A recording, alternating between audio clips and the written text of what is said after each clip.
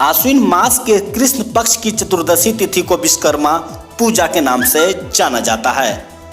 तो आइए जानने की कोशिश करते हैं कि आखिर कब हुआ था भगवान विश्वकर्मा का जन्म और 17 सितंबर को ही क्यों मनाया जाता है विश्वकर्मा पूजा।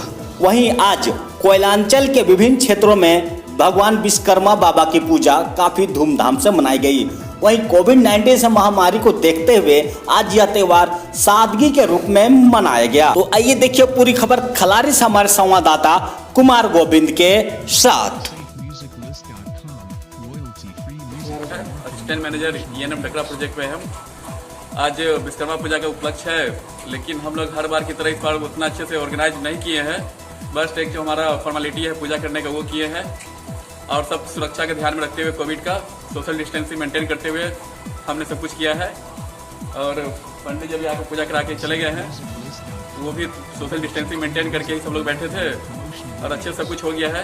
हर साल हम लोग तो बहुत अच्छे से पूरा सजाते थे और बहुत ज़्यादा भीड़ वगैरह होता था, लेकिन इस बार ऐसा सिचुएशन आ गया है कि हम लोग कुछ कर नहीं सकते हैं और कोविड-19 का तो ध्यान रखना ही है, इसीलिए बस एक छोटा सा पूजा ऑर्गेनाइज किया गया है।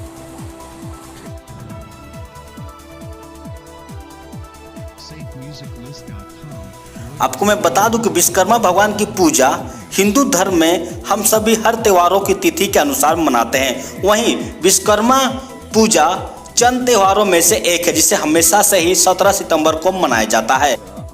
तो ये जाने कि 17 सितंबर को ही क्यों मनाई जाती है विश्वकर्मा पूजा। इस जयंती को लेकर कई मान्यताएं प्रसिद्ध है। मान्यता के आश्विन कृष्ण पक्ष की प्रतिपदा तिथि को भगवान विश्वकर्मा का जन्म हुआ था। वहीं मान्यता यह है कि 17 सितंबर को भगवान विश्वकर्मा का जन्म हुआ था। विश्वकर्मा भगवान को दुनिया का पहला वास्तुकार या इंजीनियर भी कहा जा सकता है। वहीं फैक्ट्री और कंपनियों में विश्वकर्मा पूजा की जाती है। हिंदू मान्यताओं के अनुसार प्राचीन काल में देवताओं के महल और अस्त्र विश्वकर्मा भगवान ने ही बनाया था, लेकिन बहुत कम लोग जानते होंगे कि भगवान विश्वकर्मा का जन्म कैसे हुआ था। इस लेख में हम आपको यही बता रहे हैं कि विश्वकर्मा जी का जन्म आखिर हुआ कैसे। आखिर कौन है भगवान विश्वकर्मा। हिंदू मान्यताओं के अनुसार प्राचीन काल में देवताओं के महल और अस्त्र विश्वकर्मा भगवान ने ही बनाया था। इन्हें निर्माण का देवता भी कहा जाता है। वहीं मान्यता है कि भगवान कृष्ण की द्वारिका नगरी, शिव जी का त्रिशूल, पांडवों की इंद्रप्रस्थ नगरी, पुष्पक विमान, इंद्र का व्रज, सोने की लंका को भी भगवान विश्वकर्मा ने ही बनाया था। अतः इसी श्रद्धा भाव से किसी कार्य के निर्माण और सृजन से जुड़े हुए लोग भगवान विश्वकर्मा की पूजा अर्चना किया करते हैं। वहीं पौराणिक कथाओं के अनुसार जब सृष्टि की शुरुआत थी तब भगवान विष्णु प्रकट हुए थे। वो क्षीर सागर में शेषशय्या पर थे। उस समय विष्णु जी का नाभि एक कमल निकला था। इसी कमल से ब्रह्मा जी का, जिनके 4 मुख थे, प्रकट हुए थे। वहीं ब्रह्मा जी के पुत्र का नाम वासुदेव था। वासुदेव धर्म की वस्तु नामक स्त्री से जन्मे हुए थे।